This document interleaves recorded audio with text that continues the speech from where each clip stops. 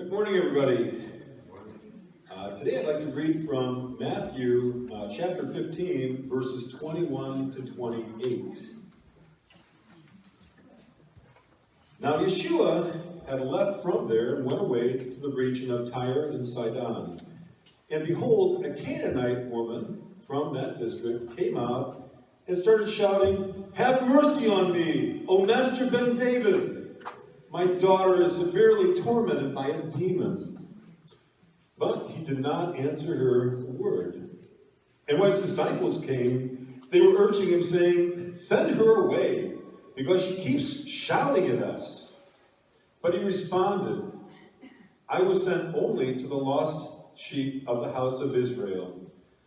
So she came and got down on her knees before him, saying, "Master, help me." And answering, he said, "It is not right to take the children's bread and throw it to the dogs."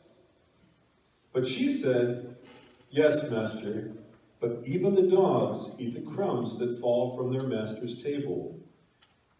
Then answering, Yeshua said to her, "O woman, great is your faith. Let it be done for you as you wish." And her daughter was healed in that very hour.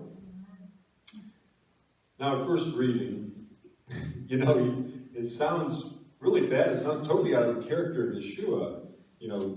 Sounds like he's calling her a dog. And we know that at that time that the Jews, didn't really associate with non-Jews. They considered the Goy or the Gentile to be very unclean. And it would make you unclean even just to be in their presence. And so many of them did refer to, the Goy or the Gentile, the nations, if you will, as unclean and sometimes refer to them as dogs. However, this is not what Yeshua meant. You see, there are two different words that relate to the same word, which goes back to dog. One of them is a derogatory term, kulan, which is a wild dog, and that's the derogatory one that would be used. But he's referring to a pet dog or a small dog.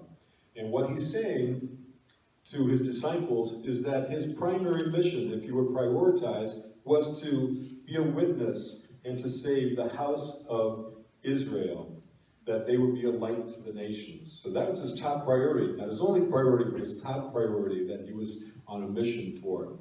And if he would have done that, his disciples would have thought that he was out of sync with his mission that he was given, and that he wasn't following the right protocol, you might say.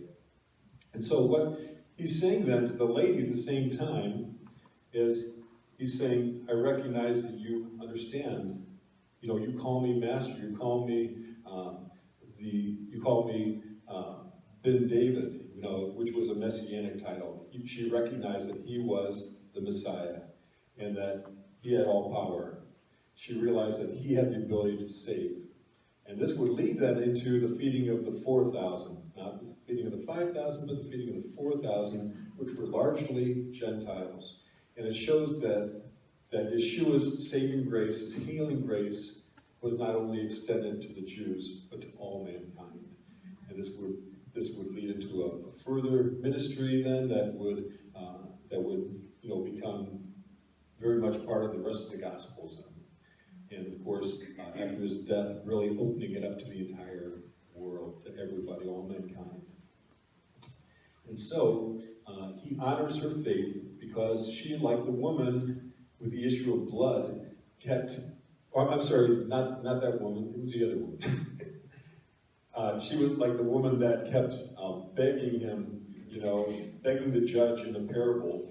And she kept on his case over and over again. And he finally said, "I'll give you whatever you want," because of her endurance, because of her perseverance. And so he rewards her, and he declares that her faith is great.